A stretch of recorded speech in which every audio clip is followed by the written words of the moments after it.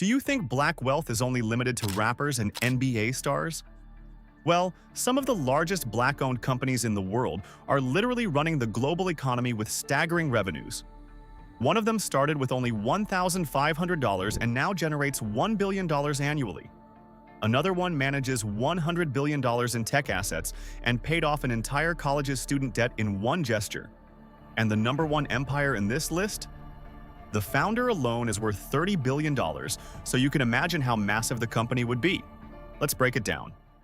Number 8. ActOne Group.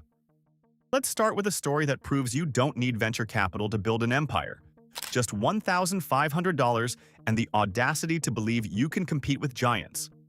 ActOne Group is a staffing and workforce management company founded in 1978 by Janice Bryant Howroyd, an African-American woman who moved from segregated North Carolina to Los Angeles with basically pocket change and a vision. She started recruiting talent in underserved markets, working with budgets so small, most companies wouldn't bother returning her calls. Fast forward to today. ActOne operates in 33 countries, employs over 2,800 people, serves 17,000 clients, including Fortune 500 companies, and generates close to $1 billion in annual revenue. That's billion with a B, built from a $1,500 credit union loan that Howroyd says didn't scare her because she believed in serving others' success. ActOne's business model is straightforward but effective. They match companies needing workers with qualified candidates, handling everything from recruitment to payroll for contract and permanent staff. They earn fees through long-term staffing contracts and managed service agreements, securing massive volume deals where one client might need thousands of workers simultaneously. The company stayed 100% minority-owned and privately held, allowing Howroyd to reinvest profits into expansion rather than distributing dividends to shareholders. Howroyd became the first African-American woman to run a billion-dollar company, got invited to the White House and United Nations to speak on entrepreneurship, and was honored by President Obama in 2012. She coined Actology, her philosophy on business courage and tenacity, and personally mentors young entrepreneurs while running a foundation supporting minority students. But here's something even more interesting. Howroyd was the only female and African American in her MBA class, which she credits for shaping her global business perspective. ActOne's $1,500 startup story is now legend in entrepreneurial circles, proving that sometimes the best-funded companies aren't the ones that win. It's the ones led by people too determined to quit. Howroyd turned $1,500 into a billion-dollar staffing empire. But what happens when you start a restaurant chain, watch it collapse, then pivot into automotive manufacturing and build a $2 billion company supplying seats to every major car company in America? Number 7. Bridgewater Interiors. Ronald Hall, Sr. was running Bonanza Steakhouse restaurants in Detroit when everything fell apart. Most people would have declared bankruptcy and found a regular job. Hall bet his house on a completely different industry, automotive manufacturing. In 1998, he partnered with Johnson Controls to supply General Motors with car seats, securing what was reportedly the largest contract ever awarded to a minority-owned supplier at the time. He named the company Bridgewater Interiors after the Detroit street where he rode his motorcycle, which is the most Motor City origin story possible. Bridgewater grew from one plant with 133 employees to 4 Michigan facilities plus one in Tennessee, employing 2,400 people and generating over $2 billion in annual revenue. They supplied just-in-time seating systems and interior components to Ford, GM, Stellantis, and Honda. Basically, if you're driving an American-made car, there's a decent chance you're sitting on a Bridgewater seat right now. The business model is high-volume manufacturing synchronized perfectly with automaker assembly schedules. Bridgewater delivers sequenced seat assemblies directly to plants exactly when needed, reducing inventory costs for automakers while locking in long-term contracts worth hundreds of millions. They invested heavily in automation and flexible equipment to handle multiple car models on the same production line, which lets them compete with massive non-minority suppliers. Hall Sr.'s motto was, "Give more than you take," and he raised his son Ronnie Jr. in the business. Literally had him living in the plant office during early days to learn operations. Ronnie Jr. took over as CEO in 2013 and professionalized operations further. The company achieved zero defects quality records on multiple programs, which in automotive manufacturing is basically winning an Oscar. Bridgewater's now supplying parts for electric vehicles, proving they can adapt as the industry transforms. From failed restaurants to $2 billion in annual automotive revenue, Hall's story is what happens when you refuse to let one failure define your entire trajectory. Hall pivoted from restaurants to car seats and built $2 billion in revenue. Now let's talk about a company that didn't pivot. It just dominated one specific territory so thoroughly, it's worth up to $2 billion. Number 6. Coca-Cola Beverages. Florida. Troy Taylor founded Coca-Cola Beverages Florida in 2015, which sounds recent until you realize he built a $2 billion revenue company in under a decade by controlling Coke distribution across 47 of Florida's 67 counties. That's 21 million consumers in Miami, Orlando, Tampa, Jacksonville. Basically, every major market in a state with a $1 trillion economy. Coke Florida owns and operates bottling plants, distribution centers, and delivery fleets, while Coca-Cola Company provides the syrup, branding, and marketing. Taylor's family was already in beverage distribution. His father was a bottler. His brother led another major bottling company, so he understood the business model intimately. After stints at J.P. Morgan and Accenture, he negotiated with Coca-Cola to acquire the Florida territory, consolidated operations from several independent bottlers, and built state-of-the-art facilities. Revenue hit $2 billion by late 2024, essentially doubling since inception. With bottling operations typically netting 5 to 10% profit margins, Coke Florida likely earns $100 to $200 million in operating income annually. Estimated valuation sits around $1 to $2 billion, making it one of the largest Black-owned private companies in America. The business works on scale, serving millions of customers, optimizing supply chains, and negotiating volume discounts with retailers. They also sell equipment like coolers and fountain dispensers to restaurants, adding revenue streams beyond just bottles and cans. Taylor's philosophy is that supply businesses should be boring by design, meaning avoid hype, focus on reliability, print money quietly. Coke Florida became one of Florida's largest private companies in less than 10 years, which is rare for any startup and almost unheard of in the beverage industry. The Taylor family's involvement makes them one of only a handful of Black-owned Coca-Cola bottlers in U.S. history, operating in an industry not typically associated with Black leadership at this scale. Taylor built a $2 billion bottling empire in one state. But what if instead of bottling drinks, you owned the hotels where people stay when they visit that state? 96 hotels across 23 states worth $1.6 billion to be exact? Number 5. RLJ Lodging Trust. Robert L. Johnson sold BET to Viacom for $3 billion in 2001, then decided hotels were the next move. He co-founded RLJ Lodging Trust with Thomas J. Baltimore Jr., and in 2011 they took it public on the NYSE, the first Black-owned REIT to ever go public. Their strategy was simple but effective. Buy underperforming hotels during downturns, rebrand them under premium flags like Marriott and Hilton, upgrade operations, watch occupancy and rates climb, profit. RLJ now owns 96 hotels across 23 states covering brands like Marriott, Hilton, Hyatt, and Wyndham. Total assets sit around $4.92 billion, with annual revenue hitting $1.33 billion and market capitalization around $1.6 billion. The 2017 merger with Felcor Lodging Trust was a landmark deal that more than doubled their portfolio, adding 37 hotels in one move. RLJ generates revenue through room bookings, plus ancillary services like meeting spaces and parking. As a REIT, they're required to pay out most taxable income as dividends, which they do regularly at around 4% yield. Their profit mechanism is buying hotels cheap, driving revenue through rebranding and renovations, then benefiting from property appreciation as markets strengthen. COVID crushed hotel revenues in 2020, but RLJ recovered to pre-pandemic levels by 2022 and posted record earnings as occupancy surged. They've continued acquiring properties opportunistically. $150 million in hotels during the downturn, then Boston area hotels in 2023 as their largest deal in years. Johnson's vision was building generational wealth for Black Americans by owning real infrastructure, and hotels qualify as real assets that appreciate over time. Thomas J. Baltimore III, son of the co-founder, now runs the company after working at Wynn Resorts.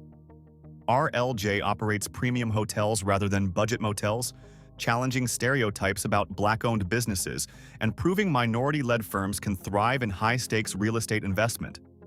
RLJ owns $4.92 billion in hotel assets. Impressive. But what about a Nigerian who bought London's Gatwick Airport, manages $71 billion in infrastructure globally, then sold his entire firm to BlackRock for $12.5 billion? Number 4. Global Infrastructure Partners. Adebayo Ogunlesi was born in Nigeria, excelled at Oxford and Harvard, clerked for Supreme Court Justice Thurgood Marshall, then became a financier heading Credit Suisse's global energy practice.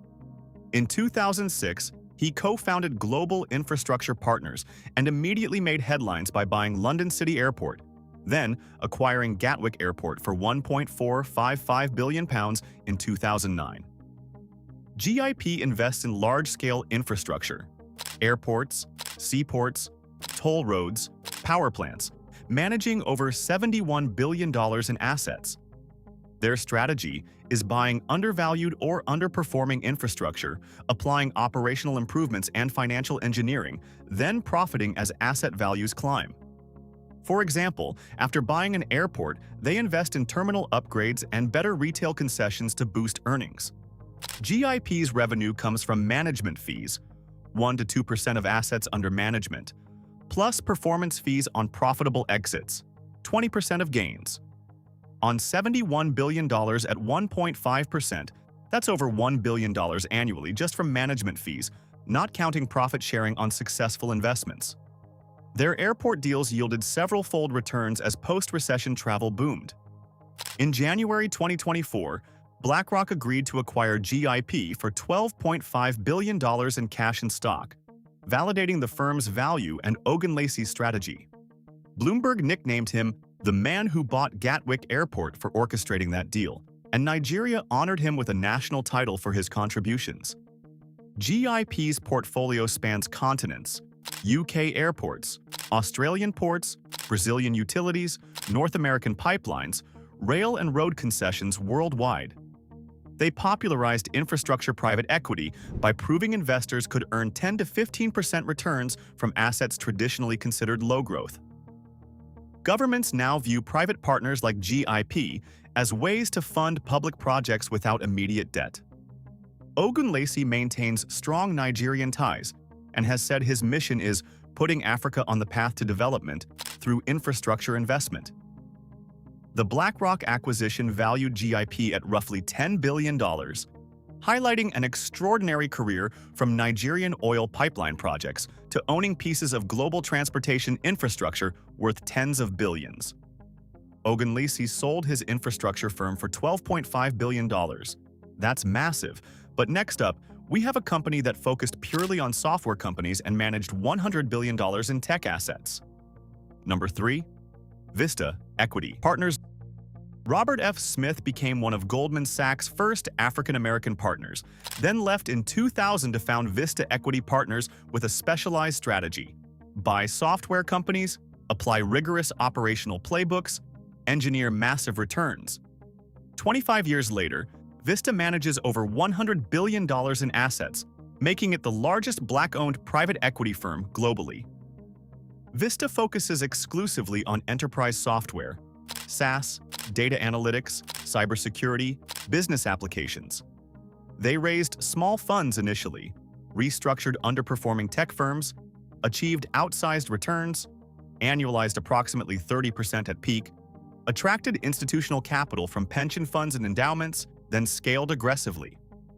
They've launched 9 major funds, acquired hundreds of companies, and taken over 30 portfolio firms public.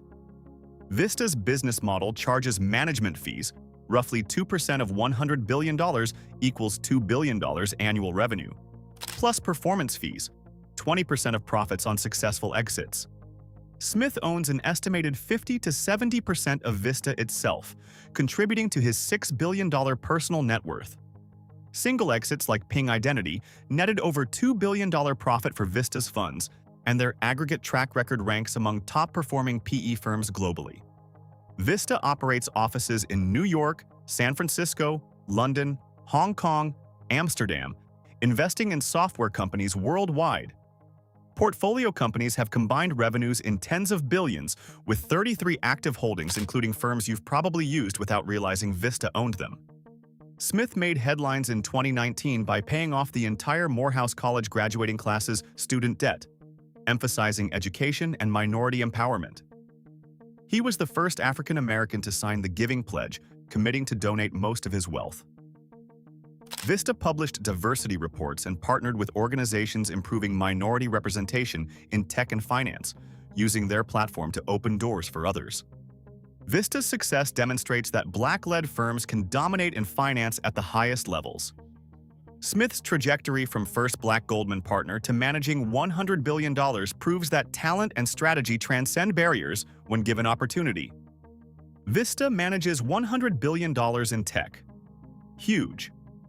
But what if you just sold IT hardware and services and built a $20 billion revenue company, the largest African-American-owned business in the entire United States? Number 2. Worldwide technology. David Steward grew up in segregated Missouri during the 1950s, facing poverty and discrimination, founded Worldwide Technology at age 39 in 1990 as a computer hardware reseller, and built it into a $20 billion annual revenue juggernaut that's now the largest Black-owned company in America. WWT employs over 12,000 people, operates in 70-plus countries, and Steward's net worth exceeds $10 billion, making him the wealthiest African-American.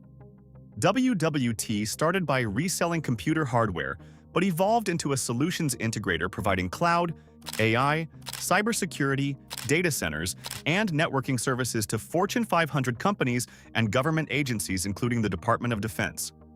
Their business model leverages vendor partnerships, buying at massive scale from Cisco, Dell, Microsoft, then configuring and delivering customized systems at competitive prices. They generate revenue through sales margins, service contracts, consulting fees, and managed cloud offerings. The company built an advanced technology center in 2009 where customers test and deploy solutions before buying. It's so large companies drive cars inside to test autonomous driving tech. They expanded internationally with labs in Amsterdam, Singapore, and Mumbai, serving multinational corporations globally. WWT remains privately held and debt-free with substantial cash reserves, allowing reinvestment into expansion without external funding. Steward refuses to take the company public, believing in sustainable growth and leaving a legacy of empowered workers. He personally interviews job candidates to ensure culture fit and has said, "I started with $1 and I held onto that dollar for 15 years before seeing profits." The company hosts a PGA tournament, ranks as the 19th largest private U.S. company, won numerous awards for diversity and ethics, and operates a strong supplier diversity program sourcing from minority and veteran-owned businesses. Steward's philanthropy through his foundation has donated millions to education, healthcare, and community development in Missouri and beyond. WWT proves that structural barriers can be overcome through persistence, strategic partnerships, and reinvestment. From segregated Missouri to $20 billion in revenue, Steward's story rewrites what's possible for Black entrepreneurship at scale. Steward built the largest Black-owned company in America at $20 billion revenue. Absolutely massive. But at the #1 spot sits a Black-owned empire that's building a $12 billion oil refinery that could push it to $30 billion valuation within 2 years. Number 1. Dangote Group. Aliko Dangote borrowed money from his uncle in 1977, started trading cement and sugar in Nigeria, and built Dangote Group into Africa's largest conglomerate worth tens of billions, making him the continent's richest person with a $30 billion net worth. Dangote Group spans 17 African countries, controls a third of Nigeria's cement market, operates the largest cement company in Africa with a $14 billion market cap, and just inaugurated the world's largest single-train oil refinery at $12 billion. Current revenue sits around $4 billion annually, but Dangote estimates it'll hit $30 billion within 2 years as the 650,000 barrels per day refinery and parallel fertilizer complex ramp up. That refinery alone could transform Nigeria's trade balance by meeting domestic and regional fuel needs, potentially saving billions in imports. Dangote's business model centers on vertical integration and import substitution, controlling production from raw materials to finished goods in cement, sugar, flour, salt, packaging, and now oil and gas. By manufacturing locally instead of importing, they capture high margins, insulate from currency fluctuations, and keep foreign exchange within Africa. They reinvest profits into expanding capacity and diversifying industries, generating recurring cash flows that compound into massive asset value. Dangote started small. As a child, he bought sweets to resell and sold water for profit, inspired by his grandfather, who was a caravan trader. After studying business in Cairo, he returned to Nigeria with modest capital and began trading commodities. As Nigeria liberalized its economy in the 80s and 90s, Dangote shifted from import trading to local manufacturing, building sugar and flour mills, then investing heavily in cement plants to achieve self-sufficiency. His bold approach is legendary. He once said he doesn't get scared of anything regarding his $12 billion refinery, reflecting his willingness to bet big on African industrialization. Dangote became Africa's first dollar billionaire in 2008 and has led the continent's rich list for over a decade. He survived Panama Papers scrutiny without major scandal and continues setting aggressive growth targets. Some reports mention $100 billion revenue ambitions. Dangote Group employs tens of thousands across manufacturing and construction, reducing Africa's import dependence and keeping capital within the continent. The Aliko Dangote Foundation focuses on combating childhood malnutrition, investing heavily since 1994 in health and nutrition programs that have earned international recognition. Dangote proves that African entrepreneurs can build industrial empires rivaling global giants. From trading commodities to controlling cement markets and building refineries, his trajectory represents what happens when vision, capital, and determination align in emerging markets hungry for infrastructure and self-sufficiency. And these were the Black-owned companies that control everything from staffing and automotive manufacturing to hotels, infrastructure, software, technology services, beverages, and oil refineries. From entrepreneurs who started with $1,500 loans to billionaires managing $100 billion in assets, these stories prove Black-owned businesses don't just participate in the economy, they run critical pieces of it. Which of these empires impressed you the most? Let me know in the comments below. And for more such amazing peeks into global Black wealth, take a look at Black status. Catch you next time.